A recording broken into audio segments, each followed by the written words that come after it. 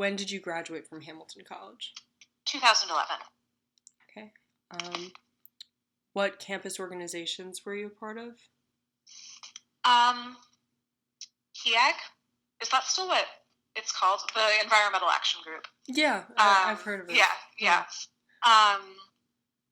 And the Outing Club. Okay. Hawk? Yeah. Mm-hmm. I don't know if we had like a club name, but the Women's Center. Yeah. Yeah. And I dabbled in the Rainbow Alliance, and then also Writer's Block. Okay. Yeah. And then were there any other just extracurricular activities you did while a student? Oh, my last year, I'm not sure if this group still exists or what form it might have taken at this point. But my last year at Hamilton, some of us formed a Students Against Sexual Assault group. Mm-hmm. There was just an activism group. I'm not sure. I'd be. I know this is a separate conversation. I'd be curious to hear what sexual assault at Hamilton and the way that it's addressed is like now. But when I was in my senior year there, a woman managed to successfully get her, have her rapist expelled, and that was the first expulsion related to sexual assault in 10 years, which is a huge problem. So we formed a group to try to address that issue. I'm not sure if it still exists now, but I was involved in some of that activism in spring 2011. Yeah, now I know that there's the Peer Advocate program. Was that a... Okay. Program? No, I don't think we had that yet then. Yeah, so peer advocates are like people on campus who are trained to be able to talk to survivors, but and then they also have SAVES, which works with Title IX. Oh, yes. Yeah, and there's actually a new one on campus right now that's called, I think it's called SMART. I want to say that's the acronym. Okay. It's really new. It's new as of last year, I believe. Okay. And that one doesn't go through Title IX because they think that there's some problems within the Title IX at Hamilton College. Got it. So they're a slightly different one, and they work in different areas on campus and directly with the survivors before they even reach Title IX. Right. Yeah, and then, so were you out while a student at Hamilton College? Only my last year. Okay. And are you out now? I mean... Yes. Yeah. Yeah. I guess that answered itself. Definitely more out now than then. Yeah. And then while you were a student at Hamilton College, what was the climate like for LGBTQIA students? So, I know that it varied a lot for different people. I think that if you managed to find a group of other queer people, you could do pretty well. I,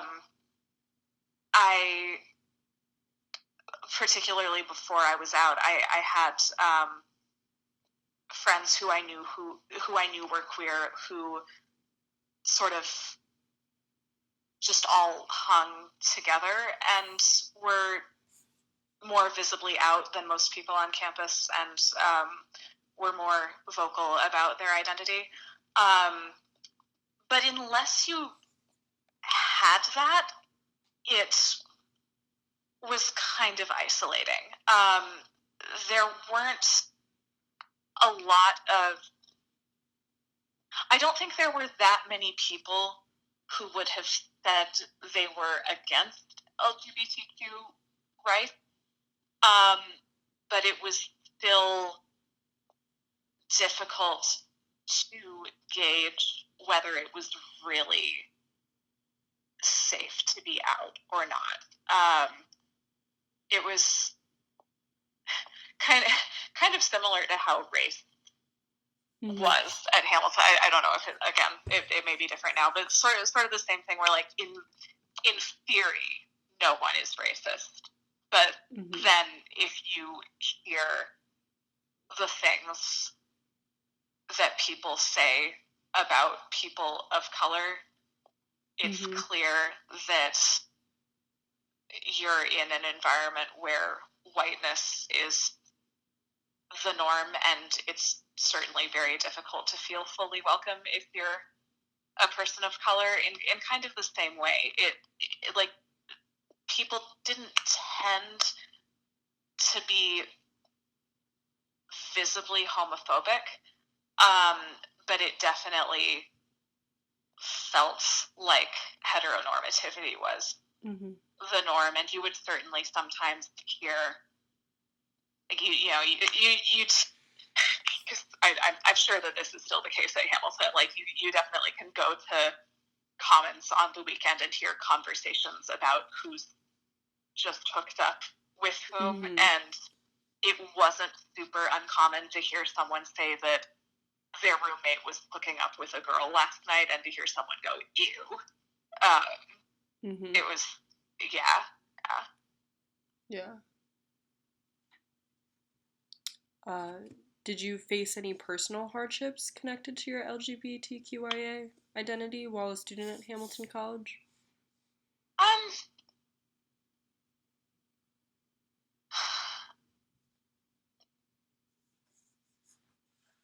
I mean, I got harassed once. I'm still not sure how much it had to do with me or my identity. But one night, and I was barely out at this point. I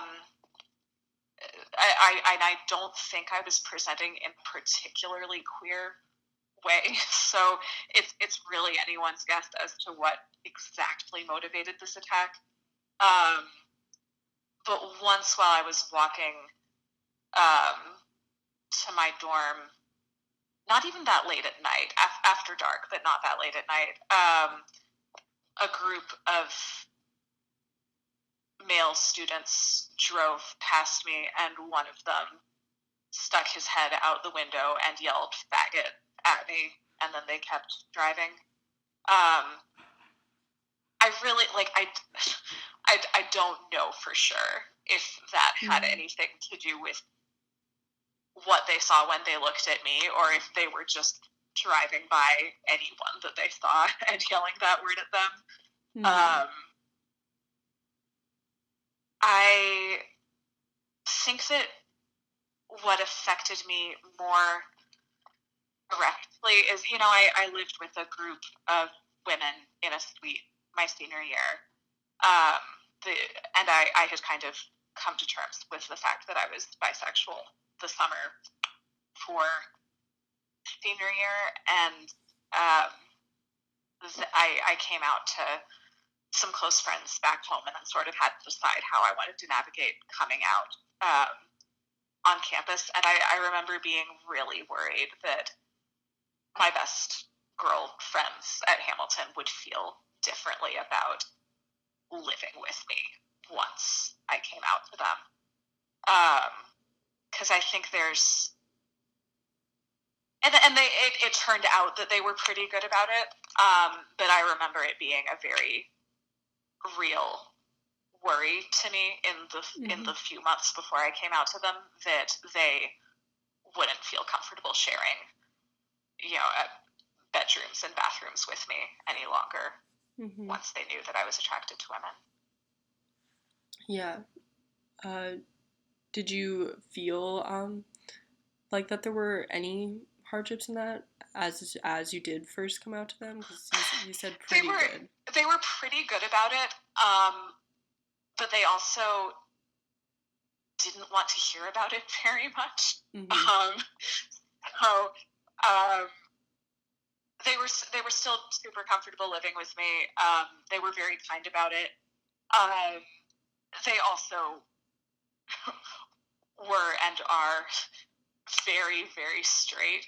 And so one kind of this wasn't exactly a hardship. It was kind of funny, but one kind of funny thing that happened after I came out was if I came to one of them and was like, "Have you seen our friend so and so? Like, I need to talk to her." They might like get really quiet and go, "Oh, do you have a crush on her?" And like suddenly that was like the only reason that I might want to talk to another one of our friends, is that I was harboring like a secret gay crush on them. Um, and there was certainly some element of I remember at one point just looking at I think one of my suite mates and I were looking at bathing suits together, and I commented on the attractiveness of one of the swimsuit models we were looking at, and she got really quiet, and I was like, "You don't want to hear that." And she's like, "No, not really." And I was like, "Okay, well, in that case, it's valid. Maybe, I don't know, and I'm still sorting this one out. I think it's probably valid for her to have been uncomfortable with that, and I was at the time perfectly happy to just oblige her by being careful not to talk about women that I found attractive in front of her. But on the other hand, it was kind of a strange thing where it was like, of course we still love you, of course you're still the same person, but also there was a real discomfort with hearing me express that I found women attractive in ways that we were all pretty accustomed to collectively acknowledging that we thought men were attractive. Mm-hmm. What was the most difficult part of being LGBTQIA at Hamilton?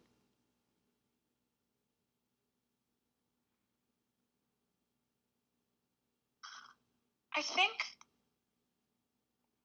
the hardest thing was just that it took so long for me to figure it out. Like I think that there are other liberal arts schools. Like the stereotype of the liberal arts school is that's where all women go and become queer immediately, right? And at Hamilton, it really felt almost like the opposite. Like I came to Hamilton already kind of questioning my sexuality, and then when I got to a place where straightness was still so much the norm, like at least as much the norm as it had been at my high school, I kind of went right back to, oh no, I couldn't possibly be like, I like guys. I probably just really admire that girl. Like, I probably just really want to be your friend. Like there was a certain, I don't know, it was the most difficult part of coming out for me was, I don't know, it just took me such a long time to really accept that bisexual was something that I could be, and I kept writing it off as just curiosity or just you know any phrase starting with just, really. Mm-hmm. And it's I think there are probably other college environments where instead of facing a very heteronormative community and being more inclined to push my own bisexuality under the radar, I might have instead seen other people who were my peers who were confidently queer, and maybe then it would have been easier to see that I was too. But since it was so pervasive to present as straight, and since when queerness did get talked about, it so often felt like it had this weird stigma that no one was acknowledging around it. I think that Hamilton became a harder environment rather than an easier environment compared to where I'd grown up to figure out who I really was. Mm-hmm. Which is why I didn't come out till senior year. Mm-hmm. What was the best part?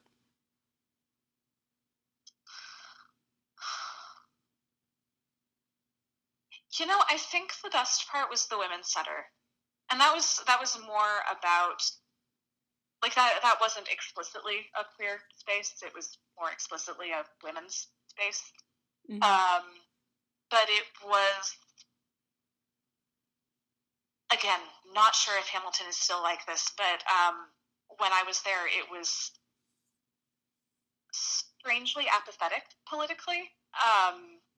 It was it was really strange to be there the night that Obama got elected, because there was like one room on the dark side where a really big party was happening, and then across the rest of campus it was entirely silent, as if nothing had happened whatsoever. And the Women's Center was a space where everyone was really politically engaged and really committed, both at Hamilton and in the wider world, to activism and protecting identities that are marginalized. And so that was where I spent time with women, and especially women of color and many queer women who were, all of the things that I was afraid to talk about in many corners of Hamilton. It wasn't scary to talk about them there. And it was also a really good place to listen. Like, women were speaking up really passionately about their experiences with sexism and racism and homophobia at Hamilton. And it was a really safe space, and it was a space that was very conscious of its heritage. There were, we had our wall with messages that women who'd been at Hamilton previously had like painted messages for us when we got there on the wall, and had left those behind for us. And I think that was like, in a lot of ways, Hamilton was really hard, because it was one of the first places that I really came to terms with entitlement and privilege and institutionalized racism and all kinds of ugly things like that. But the Women's Center within that community was the first place where I encountered resistance. And by the time I was ready to come out, I think that the things I learned in that space gave me a helpful toolkit and some helpful role models for being the person that I really was. Yeah. When did you start going and participating at the Women's Center? My sophomore year. Okay. Yeah. Did you engage in campus activism for the LGBT? Yeah. We did Take Back the Night marches. And what else did we do? And we also just kind of always had an open door at the Women's Center itself. So meetings were spaces where people could come and ask questions.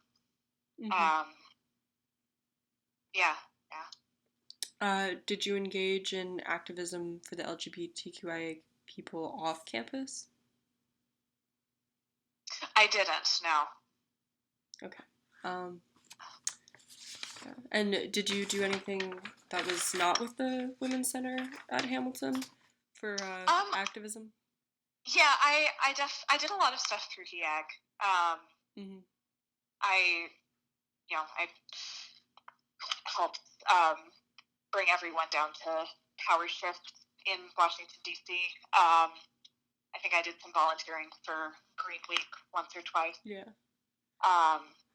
Making posters, hanging posters. Yeah, that's really incredible that you did all of that. Yeah. Plus, we're at Hamilton. I mean, Hamilton's a very work central place. Yeah, yeah. I do wish though that I'd done more LGBTQ activism.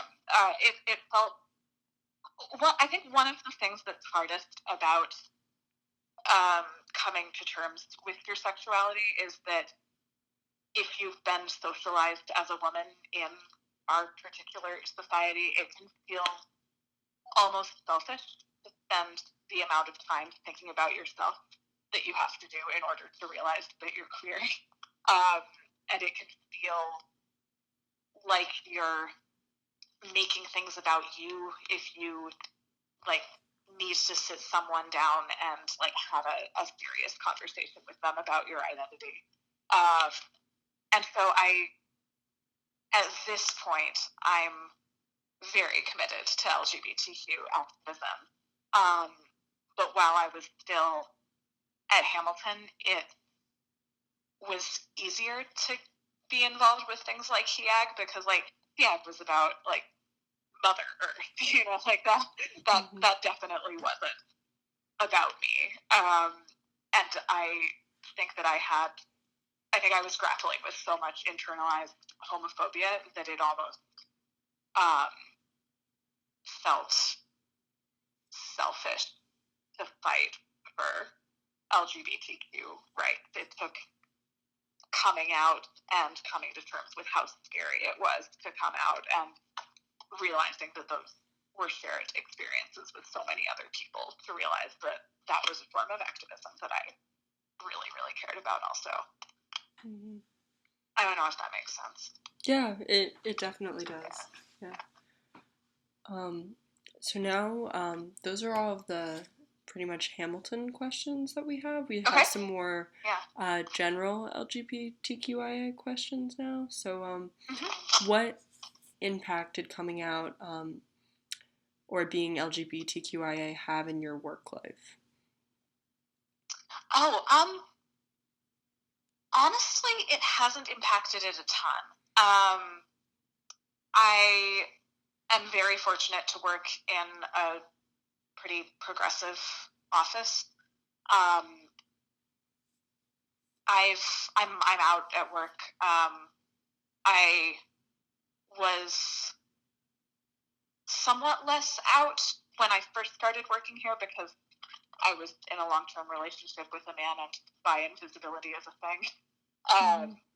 But when I started dating women, I was pretty open about, you look nice. You have a date after work? Well, yeah. As a matter of fact, I'm meeting her in an hour. And I'm very fortunate that everyone that I work with has always been very good about that. I think if anything, being out at work has had a very positive impact on my own professional development because it's just easier to network with people and form good work relationships with people when you're being upfront with yourself and others about who you are. Like that, there's a confidence that you gain from that I think has been an asset to me professionally. What impact did coming out or being LGBTQIA have in your family life? That was a less easy one, definitely. I think for what I tell people who come to me saying that they are considering whether to come out to their family is that if your family is good and strong and good for you, they'll be able to get through your coming out, even if it's hard for them and for you at first. It's going to be okay. And if that's not the case, if it totally blows the world up and ruins your relationship with family members, then those relationships probably weren't terribly strong or healthy to begin with. And the reason that I use that line is because my experience with coming out to my mother versus my father was very different. I came out to my mother, and she was, she wasn't fantastic about it. She did things like discouraging me from coming out in case I changed my mind later, or just she didn't really believe that I was bisexual at first. She kind of thought I would grow out of it. But over time, she got better, and she was pretty good about not saying those things. Like she kind of kept her mouth shut until she was doing better, which I think was the best that she could do. And we have come out stronger, I think, for it. She's really, really good about it now. She doesn't do or say things like that anymore. My father, on the other hand, is pretty religious and also just like not a fantastic person. So I think coming out to him was one of the catalysts that caused our relationship to fall apart. But it also, it already was broken. Like, if I don't really see it as coming out broke my relationship with my father. I see it as coming out exposed cracks in my relationship with my father that had already been there for a long time. Yeah. Can I ask what religion your father practices? Yeah, he's a Christian Scientist. Okay. Yeah. Which is it's a weird one, and it's funny because the church, I was raised in this religion, although I don't. I'm not a member of that church anymore. I don't believe in it anymore. But growing up, that church doesn't necessarily have a clear stance about homosexuality. You're going to get a different answer from a lot of different Christian Scientists about it. My dad personally happens to be a Christian Scientist who believes that homosexuality is adultery because it's unmarried sex, and marriage is between a man and a woman.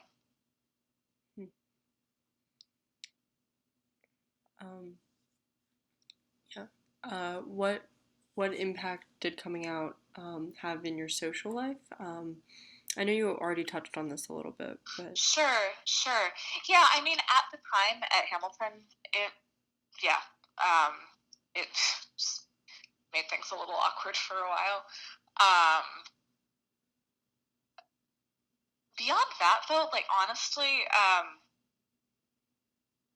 coming out in my adult life, continuing the process of coming out, since coming out is a process, it's had an incredible impact on my social life at this point, because as an adult, it's how I've made friends and formed relationships. So the light at the end of the tunnel of what Hamilton was like is that now I have a really lovely, vibrant community of queer people that I'm very, very close to. That's amazing. Yeah, it's pretty cool. 10 out of 10 would recommend. So you kind of touched on this a little bit as well, but what impact did coming out or being LGBTQIA have in your spiritual life?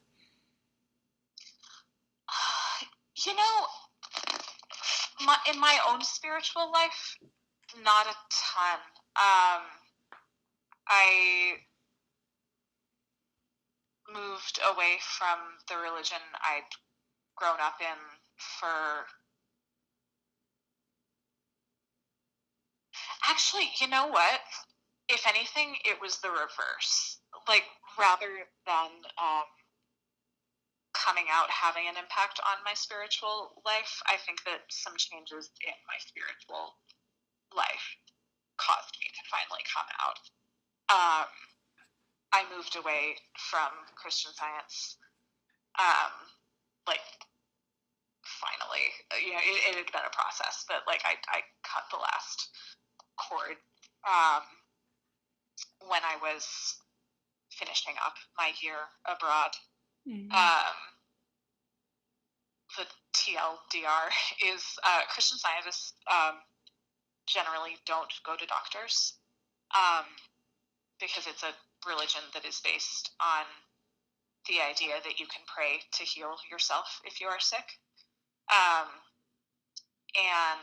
while I was abroad, I became severely anemic, and for a long time I didn't go to a doctor, even though it was very, very evident that I needed to, because I believed that in order to be a good person, I had to heal myself by praying instead of by going to a doctor. And eventually I did go to a doctor and realized that I really didn't think going to the doctor was bad after all.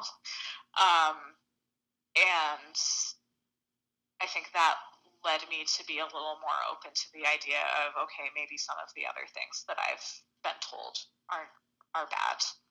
Maybe they're also not bad, and that gave me a little more spiritual freedom to admit to myself that I was a queer person, because I wasn't dwelling under this assumption that queerness was bad.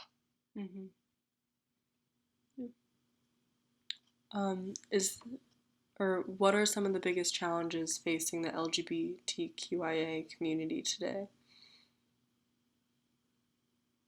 Oh man.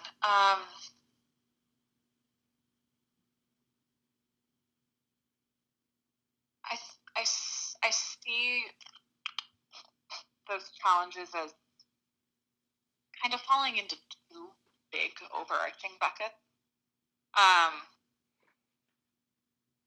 One is the legislative bucket, like particularly under our current administration. LGBTQ rights just are not legally protected. And that sucks. It's a huge problem. And then at the same time,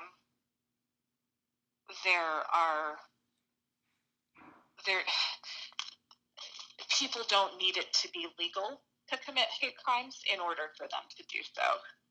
And I think that we know that violence, particularly against trans individuals, is on the rise since Donald Trump took office. I think that one really scary thing about the current administration is seeing how so many people who hate queer people feel validated by seeing that their government also does, and as a result feel empowered to commit terrible atrocities that may not be legally sanctioned, but nonetheless the message is being sent that queer people lack personhood, and that it's okay to harm them. I also worry a lot about mental health in the LGBTQ community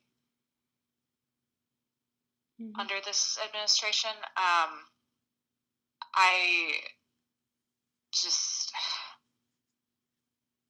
The way that grief shook my own community, especially right after the election, was really, really scary. We were all kind of on call 24/7 because there were people close to us who were relapsing into previous problems with addiction or mental disorders that they'd previously kind of had managed better. There were a lot of people who were struggling with suicidal thoughts, and it was this really tough time of needing to, this is what communities do, but like we really had to all band together to keep each other afloat and simultaneously figure out how to each take care of ourselves while all of that was going on. It was pretty horrifying, and I know that trans suicide in particular is also on the rise this year, so I worry a lot about I guess overall I'm saying there are three buckets after all. I started out with the two buckets. There's legislative challenges, there's hate crimes that people will commit whether or not it's legal to do so, and then there's what happens to LGBTQIA individuals in their own hearts and minds when they're faced with a world that is telling them they don't matter.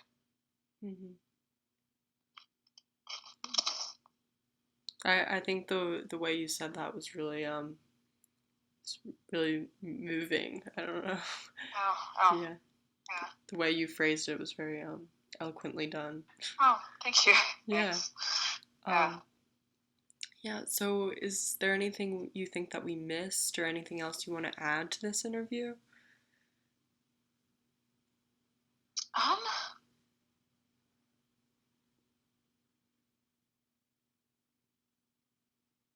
think maybe just one other thing.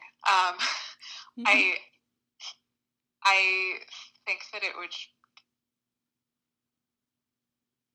I had a really hopeful weekend as far as this kind of thing goes, and having just said something so despondent, it feels like it could be a good thing to acknowledge something hopeful as well. I went to an event at the Brooklyn Public Library this weekend, and it was organized by genderqueer activists, and it was basically like a workshop about gender for children of all ages, and so they could come and make zines, and there were t-shirts that said "Gender is over" for sale, and there was a transgender artist who came and played a kid-friendly set, and it was really cool to see that even in a time when our government isn't doing much to protect LGBTQIA rights, it doesn't erase all the progress that we've made before that, because we still have communities where queer people will put on a gender event for little kids, and parents will bring their little kids to this event, and it was kind of like a street fair, and none of the parents there were saying terrible things like, oh, this isn't appropriate for children, this is too sexualized for children, all that sort of nonsense. It was just a bunch of parents bringing their kids together in this colorful space filled with books and music where they could learn that gender doesn't have to predefine who they are. And I found that very hope-inspiring, to realize that children that young are hearing these ideas, when I didn't hear about gender queerness until I was probably in my mid-teens, and when I did hear about it, I heard about it in all kinds of very wrong-headed ways. So seeing a group of really young people getting the right messages about queerness gave me a lot of hope, because that's not going, like, no matter what happens politically, you're not going to, it's hard to take a kid who's always learned to be accepting of queerness and make them hate it instead. So that's, I don't know. That's just something I've been trying to hold on to as a source of hope.